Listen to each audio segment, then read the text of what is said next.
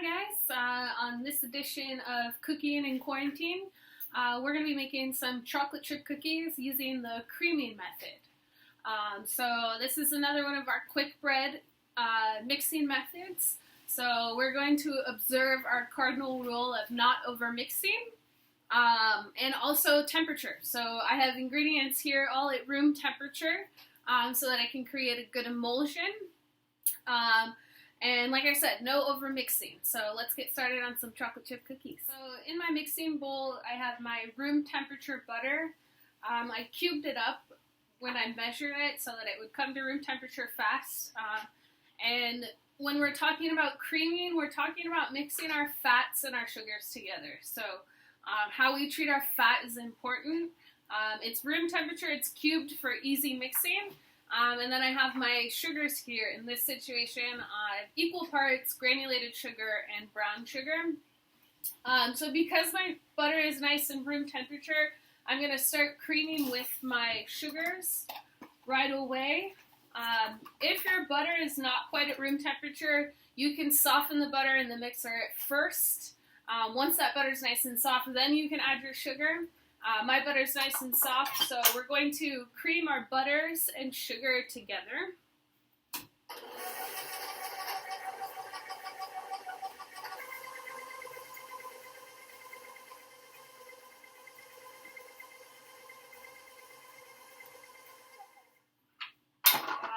You want to cream until it's light and fluffy. Part of what we're trying to do is not just cream our butter and sugar together, we're also trying to incorporate air and trap air. That's why we like butter at room temperature. If our butter is too cold, it won't mix properly, and we won't be able to trap those air cells. If our butter is too soft or too warm, again, those air cells are not going to be able to get trapped in there because our butter will be too soft. So this looks pretty good to me. Another reason it's important for us to have room temperature is because I'm going to form an emulsion now. So I have my fat in here, and now I'm going to incorporate some liquid, which is my eggs.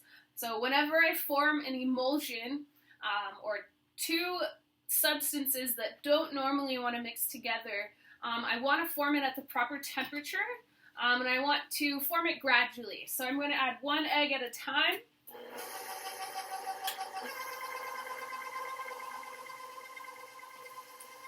And I'm going to make sure that this gets fully incorporated before I go to add my next egg.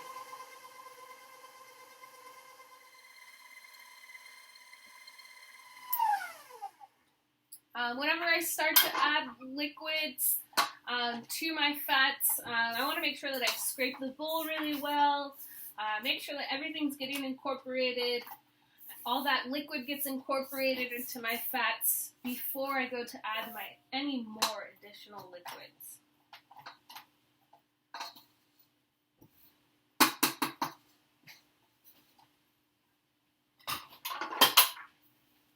And I'm using speeds on a KitchenAid up to speed 3.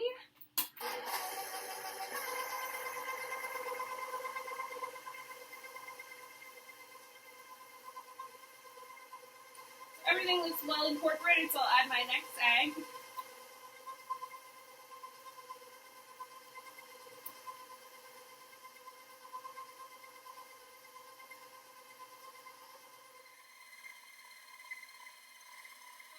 Both my eggs have been well incorporated. Again, I'm going to scrape down my bowl.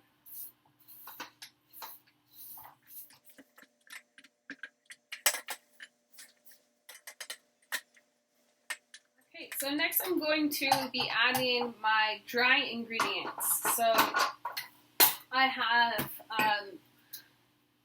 some all-purpose flour,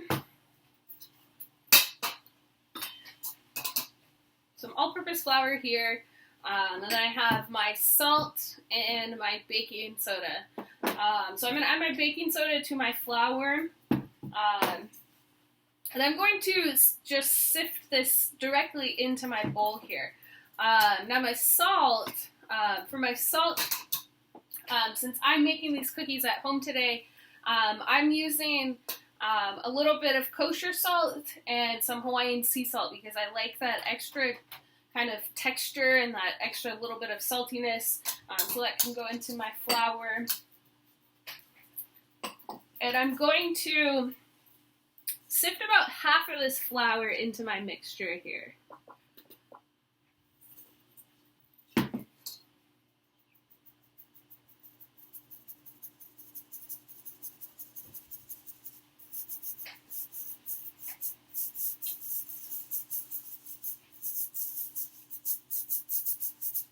All my sea salt. Okay.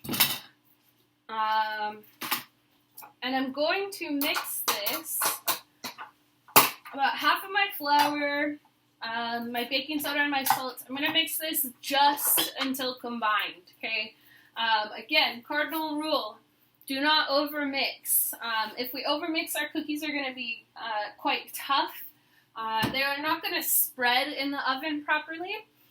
So we want to make sure to mix just until combined, especially when you're just starting out in baking. You kind of have the tendency of, you see flour and you want to keep folding, but you don't want to do that in this case. So watch very carefully. We're going to mix just until combined on a low speed.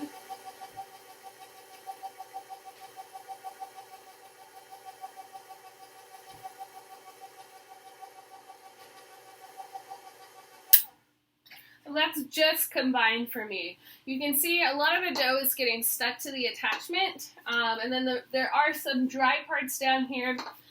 So in order for us to be extra gentle, we're going to fold the rest of this flour in by hand.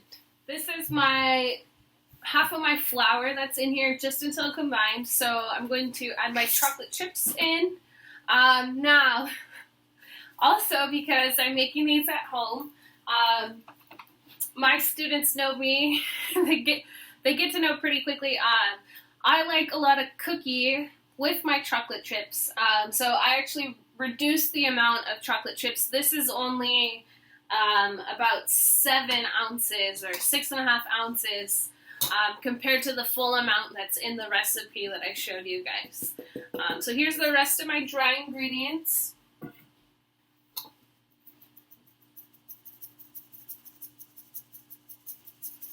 Sifting is always good, not only to break apart your leavening agents, or it helps to break up those lumps, so that when it comes to folding our ingredients together, it can happen quickly.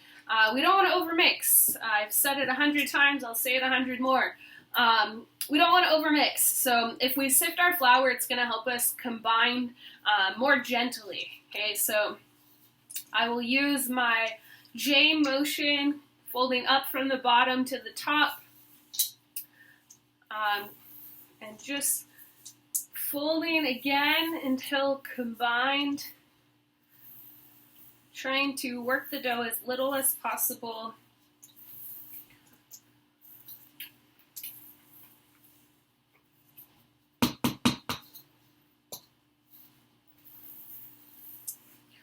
Almost completely folded here.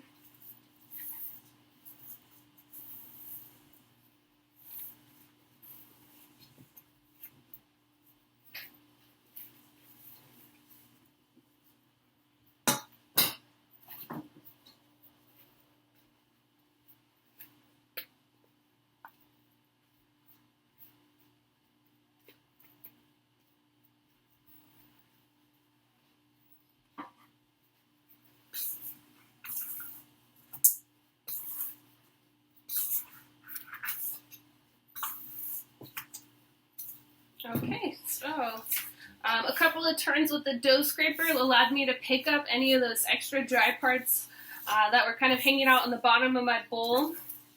So I'm going to stop mixing now. I've got my oven preheated.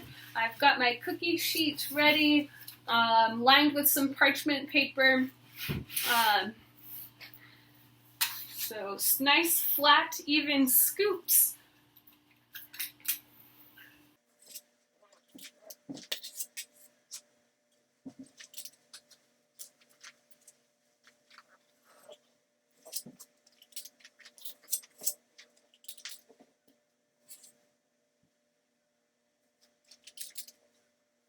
so evenly spaced apart.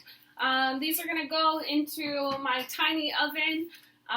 So I like to heat my oven a little bit more than I normally would for a convection oven or a standard home oven. I like to bake cookies at 325 for about 10 to 12 minutes. Always nice to rotate halfway through depending on your oven. So we'll check back in a little bit, see some chocolate chip cookies. Here they are, finished chocolate chip cookies. Spread nice and evenly, got a nice golden brown color, not too many chocolate chips, just how I like them. So a job well done.